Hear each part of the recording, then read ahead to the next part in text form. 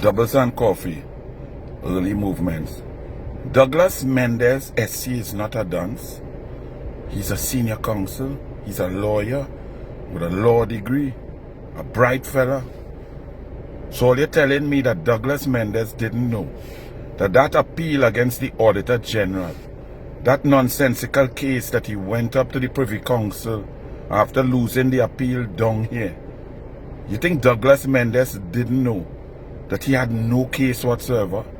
That he was arguing total, complete nonsense?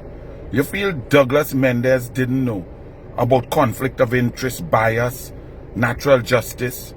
You feel Douglas Mendes, the PNM lawyer who went up in the Privy Council to try to delay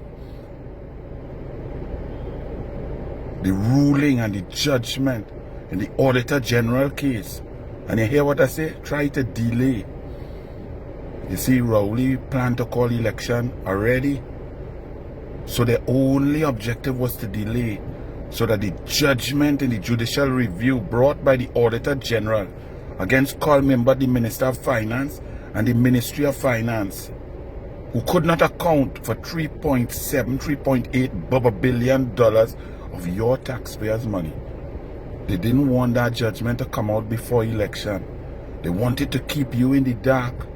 Don't think that they thought that their case had merit, that a minister who could not account with his ministry for revenue could not answer the Auditor General, pass the deadline, could not account or provide invoices, action, paperwork to say where that ghost revenue came from. That minister creating a situation of conflict between an independent office holder, that for public consumption, he, the minister, would appoint a team of investigators. He would tell the team of investigators who, what, why, where, when, and to what to investigate. He will pay the investigators. He will instruct the investigators to investigate the Auditor General and not himself, not the Ministry of Finance, not the Minister of Finance. And then these hand-selected investigators would report to the very same Minister of Finance.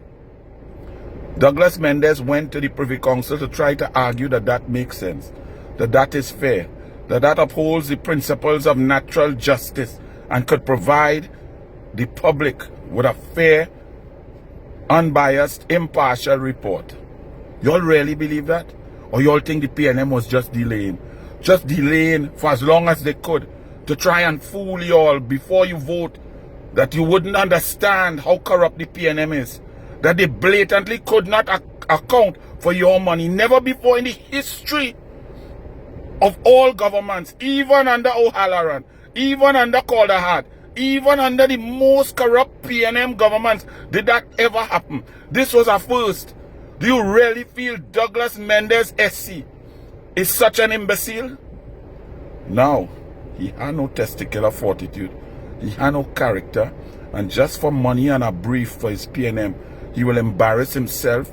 His career, his legacy will now live on as the most dotish senior counsel to ever go to the Privy Council, to show that he doesn't care about propriety, right and wrong.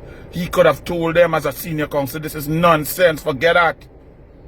No, he went, and it's on record now.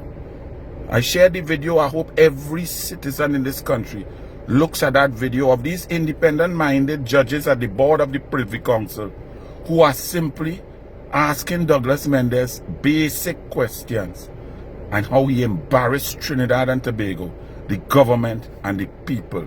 Douglas Mendes, shame on you.